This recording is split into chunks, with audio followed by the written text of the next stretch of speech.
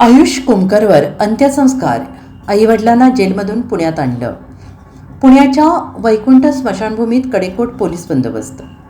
पुण्यातील टोळी युद्धाचा बळी ठरलेला आयुष कुमकर याच्यावर सोमवारी दुपारी 4 वाजता वैकुंठ स्मशानभूमीत अंत्यसंस्कार करण्यात येणार आहेत. आयुषचे आईवडील गणेश आणि कल्याणी कुमकर हे वनराज चांदेकरच्या हत्या प्रकरणातील आरोपी असून ते नागपूर कारागृहात बंदिस्त आहेत.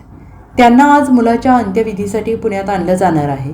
त्यानंतर वैकुंठ स्मशानभूमीत आयुष कुमकर याच्यावर अंत्यसंस्कार करण्यात येतील. आंदेकर टोळीकडून असलेला धोका लक्षात घेता तिथे पोलिसांचा मोठा बंदोबस्त असणार आहे. आयुष उर्फ गोविंद कुमकरवर गोळ्या झाडणाऱ्या 2 मारेकऱ्यांना पोलिसांच्या गुन्हे शाखेकडून अटक करण्यात आली आहे. यश पाटील, अमित पाटोळे अशी त्यांची नावे आहेत. यश पाटीलने आयुष कुमकरवर गोळ्या झाडल्याचा आरोप आहे. आयुष कुमकर इमारतीच्या पार्किंगमध्ये गाडी पार्क करण्यासाठी येण्याआधी यश पाटील तिथे दबा धरून बसला होता.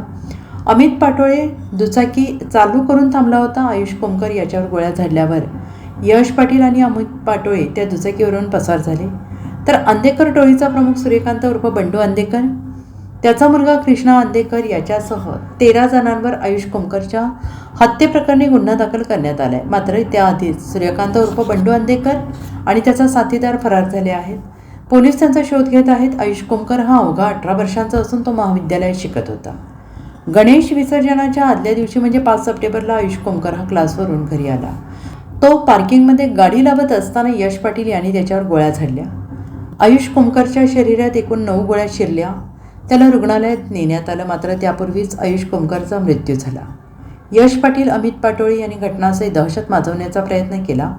आयुषवर गोळीबार करताना हे दोघे इथे फक्त बंडू अंदेकर आणि कृष्णा अंदेकरच असं ओरडत होते. या घटनेमुळे पुण्यातील टोळी युद्ध आणि कायदा सुव्यवस्थेचा प्रश्न पुन्हा एकदा ऐरणीवर आला आहे. या टोळी युद्धाने पुण्यात मोठी दहशत पसरवली आहे. Bureau report, SPN Marathi, Pune.